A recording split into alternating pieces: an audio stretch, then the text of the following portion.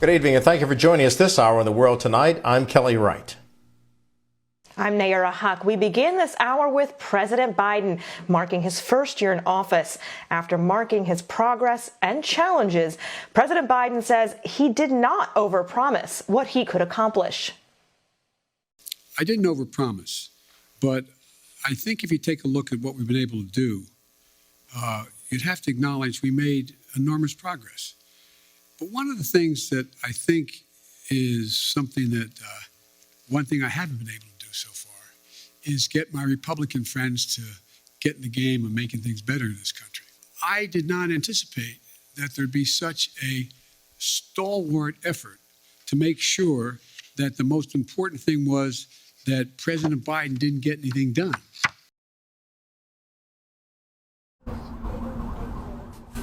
And joining us now, BNC's White House correspondent Ariana Manise. She joins us live from the White House lawn with a look at the president's progress over the next year. Ariana, Mr. Biden says on a few things he needs a little more time. That's correct, Kelly. President Biden opened this press conference acknowledging the challenges that his administration were forced to face within his first years. On things he needs a little bit more time on, we look to the list of promises that he offered to black and brown Americans, a core voting base that helped him win the presidency. In his first year, his administration has been slow to follow through, leaving many to wonder, where does he go from here with black America? It's been a year of challenges, but it's also been a year of enormous progress. President Biden addressed the nation Wednesday afternoon as his administration prepared to mark 1 year in the White House. Biden has dealt with major crises for the nation, including a pandemic, the economy, but black America is still waiting for him to fulfill the promises he made on the campaign trail. The African-American community stood up again for me. You've always had my back, and I'll have yours. In his Lift Every Voice, the Biden plan for black America. As a candidate, Biden laid out a detailed policy proposal on how his administration would address racial disparities in America. And I'm humbled by the trust and confidence you've placed in me. I pledge to be a president who seeks not to divide, but unify. Okay, here we go. Within his first year leading America, Biden has seen success with matters in his agenda. Biden fulfilled his promise of appointing the most diverse cabinet and judicial nominees in U.S. history. Thank you to our great president, Joe Biden. With the help of Democrats in Congress, his administration signed into law the American Rescue Plan to revive the economy grappling with the pandemic. Biden was also able to bring Republicans and Democrats together to deliver the $1.9 trillion infrastructure bill, which includes provisions to expand broadband, upgrade public transit systems, and get rid of lead pipes. Because of this law, next year will be the first year in 20 years American infrastructure investment will grow faster. But Biden has also struggled to unite his own party to deliver his social spending package, which includes millions of dollars in aid for minority communities. I believe we will pass my Build Back Better plan. Other elements of Biden's legislative agenda are still stalled. Efforts to pass voting rights and police reform. Both issues have faced Republican roadblocks, and even members of his own party are standing in the way of progress. I hope we can get this done. The honest to God answer is I don't know whether we can get this done. Now, as he enters year two, the administration is looking to refocus his strategy to mark off achievements. And black America is looking for the administration to fulfill major promises Biden put on the table before entering the White House. President Biden's second year will also determine the outcome of the midterm elections and whether Democrats are able to maintain control in Congress. As voters head to the polls, they'll also look to see if Democrats were able to deliver. Back to you. During the speech, President Biden said his administration has passed a lot of legislation, but people don't understand the gravity of what's inside that legislation. So let's bring in a former DNC vice chair and New York Assembly member Michael Blake, along with Timothy Allen Simon. He's a former California Public Utilities Commissioner and current chairman of the California African American Chamber of Commerce, a wealth of expertise on our panel tonight. So, Timothy, let's start with you. Does this mean that President Biden and Democrats have a messaging problem if, even according to the president, people don't understand the gravity of what he's done? Well, people do. The answer is yes, in my opinion, and people don't understand the gravity if you do not take time to explain it. Ronald Reagan was excellent in taking the time, pulling out the charts, and showing the American people the economic impacts of excessive government borrowing, for example. Even Barack Obama referred to former President Bill Clinton as the secretary of explaining things. Reverend Jesse Jackson once said to me that you have to speak in a way that a fourth grader will understand, not demeaning the public, but understanding the more simple or the message, the more effective that it is. Democrats have yet really fully broken down the components of Build Back Better. We have, Democrats have labeled voting rights as a Black agenda, when clearly it is an American agenda. If those drop boxes are not in the African American community, gentrifiers are going to have a challenge casting their ballots. So I think there is a messaging issue, but I don't believe it's over. I think this fight is continuous. African Americans know that our struggle, along with other groups, is continuous in this country as we move towards creating a perfect union.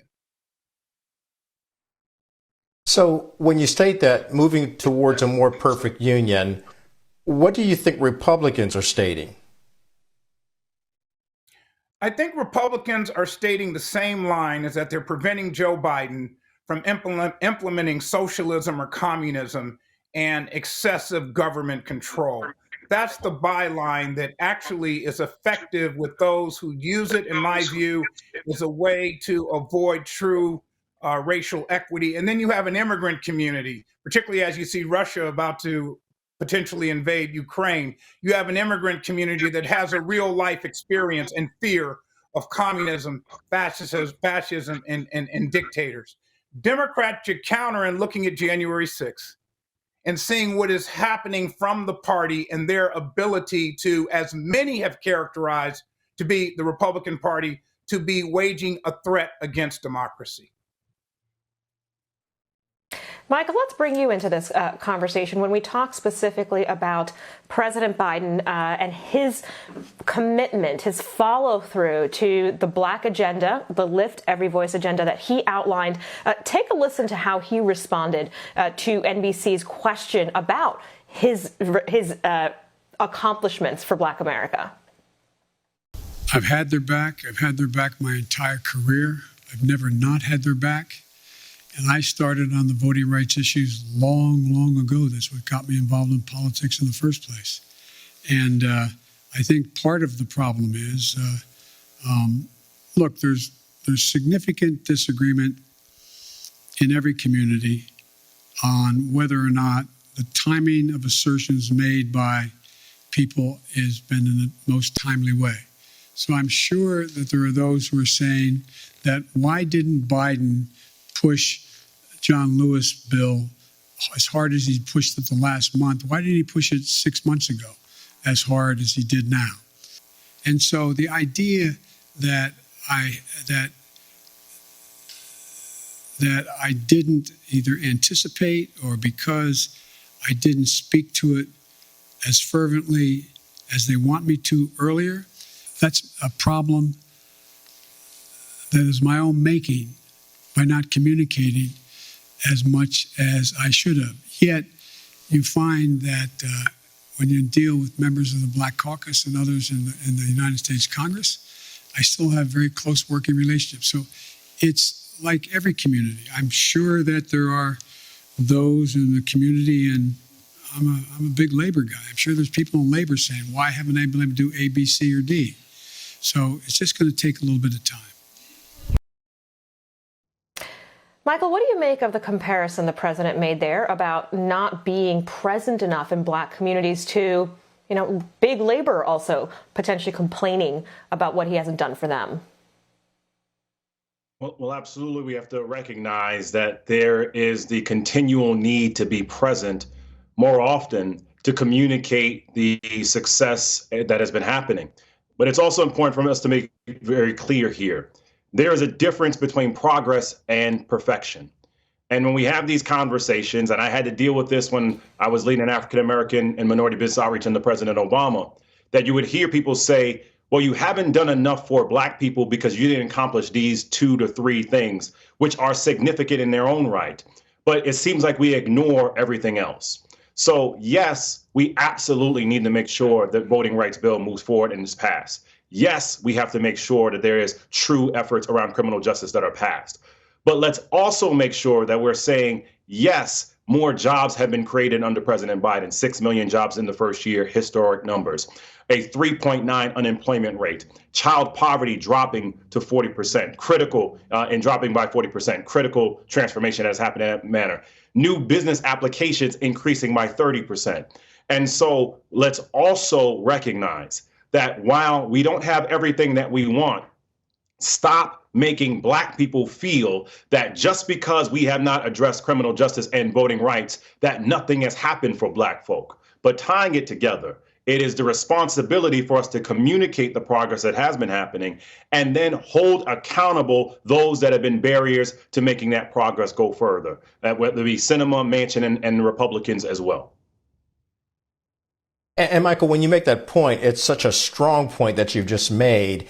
And it would seem to me, Timothy, that's what Democrats in total and in mass need to be doing and need to be stating to Black Americans that all is not lost.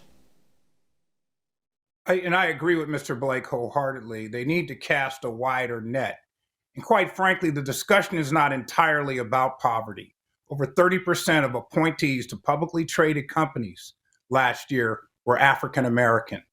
Companies now require under ESG a definitive statement on equity and social justice. There are gains that are being made in every element in society by us, but yes, we still fight that basic battle for equality, and that begins with the vote. But I agree, we have to stop casting such a negative light, which overshadows the accomplishments that are occurring within the struggle. In every cloud, there's a silver lining, and we need to do more of that if we're going to sustain this fight. Michael, in 10 seconds, is the president moving forward with a Build Back Better plan?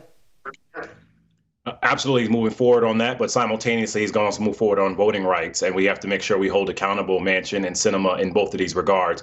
Manchin and Sinema care more about commercials than they do the country. They care more about protecting their own voice than protecting your right to vote. And so Build Back Better may be broken up into parts, and similarly when it comes to voting rights as well. But President Biden is going to have success because we're not going to allow those that are blocking our success and blocking barriers to be barriers for democracy. Gentlemen, I want to thank both of you, Nayara and me. Former DNC Vice Chair and New York Assembly member Michael Blake, Timothy Allen Simon, former California Public Utilities Commissioner. Thank you both for joining us. Ahead on The World tonight, invasion looks imminent. That warning out of the White House tonight as Russia sits ready to roll into Ukraine. Does America have the appetite for war in Europe? That's next.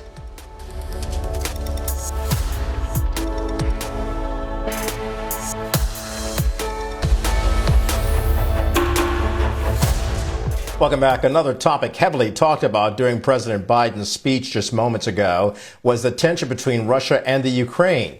The United States lead diplomat, Secretary of State Antony Blinken, making an emergency trip to the Ukraine, holding meetings with leaders to pledge American support for Ukraine and its democracy, promising Stinger and Javelin missiles on top of nearly $600 million already sent. The Ukraine, a country with more people than Afghanistan, now caught between the democratic NATO alliance of Europe and the ambitions of autocratic Russia. The United States wants you to know this. As you stand up to efforts to divide, to intimidate, to threaten, the United States stands with you, resolutely. Should Russia carry through with any aggressive intent and renew its aggression and invade Ukraine, we'll provide additional material beyond that. The White House saying Russia's invasion of Ukraine may be imminent and the buildup of Russian troops has now reached a breaking point. The White House delivering strong words that Putin and his aggression will be held accountable. A showdown for Biden and his foreign policy. Will the commander-in-chief stand up, as promised, for democracies under attack? The idea that NATO is not going to be united, I don't buy. I've spoken to every major NATO leader. We've had the NATO-Russian summit. We've had the OSCE has met, et cetera. And so I think what you're going to see is that Russia will be held accountable. Joining us now to figure out what those consequences and accountability looks like is Evelyn Farkas. She's a former Defense Department official who was responsible for Ukraine and Eurasia policy in the Obama administration. Thank you for joining us, Evelyn. It kind of feels like deja vu from 2014. It's when Russia took over the Crimean Peninsula. Consequences then didn't really seem to deter Putin from aggression now. So what can be done differently? Yeah, well, thanks, Naira and Kelly, for having me on. I mean, I think that the Obama administration and the European community, I don't know about the global community, but we've learned a lot since 2014. In 2014, we did manage to keep Vladimir Putin from taking all of Ukraine, but he still seized Crimea. We had a UN vote at the Security Council or at the General Assembly rather, where 110 nations said that was an illegal seizure. But we didn't do anything to try to get Russia to give Crimea back or to negotiate an outcome there. And then Russia started another war in the east that's still going on. 14,000 people have died since they started that war in 2014. So we haven't deterred Putin from all of his aggression, and now he's decided that what he did back then wasn't enough for him to achieve his objective, which is political and economic control over Ukraine. He doesn't want democracy in Ukraine, so he's going to do whatever he needs to do militarily to make sure that he can control what happens in Ukraine and, frankly, in the region. And Evelyn, as the president was talking about Ukraine and Russia today, it seems he was doing a nuanced answer when he talked about incursion versus invasion. And it's reported now that a Ukrainian official said that he was shocked by this and that the president, in stating this, may have given Putin a green light to go in, realizing that there would be lesser consequences if it's just an incursion. Any response to that kind of report coming out of Ukraine right now? Well, let's hope that the White House clarifies that statement, because I would have to agree. There's no difference between an incursion or an invasion. One might be smaller than the other, but it's still a violation of Ukraine's sovereignty.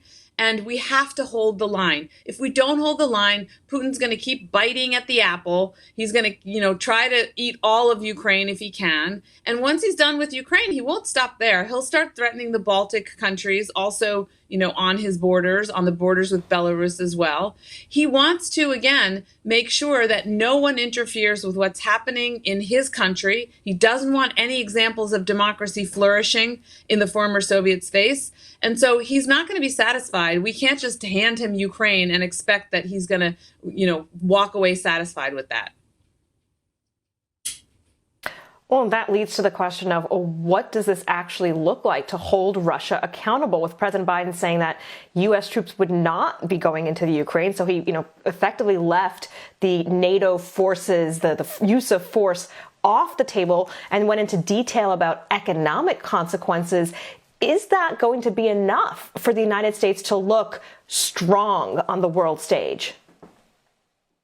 Well, Naira, the economic consequences definitely are not enough, but they can really make a significant difference if we're united with our allies. And I don't think now is the moment to reveal to the public that we're having difficult conversations with our allies about this, because of course they will bear the economic burden. Germany gets 60% of its natural gas from Russia. So there's clearly an ability for Putin to put pressure on Germany and the other states that rely on it for that.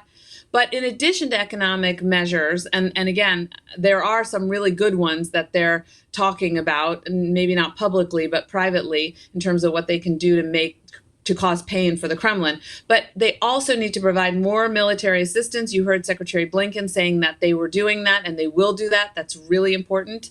Ukraine needs to be able to defend itself. And then finally, diplomatically, I really wish they would go to the United Nations and really make a global call to action to hold Russia to account, to keep the pressure on them diplomatically. And that is something we'll be watching for. Going to the UN will do just that. Evelyn Farkas, former U.S. diplomat for Eastern Europe, thank you so much for joining us and weighing in on this important issue. And still ahead, with voting rights stalled in Congress, President Biden has a huge opportunity to put his stamp on prison reform. Why America is the prison capital of the world and what you can do about it. That's next on The World Tonight.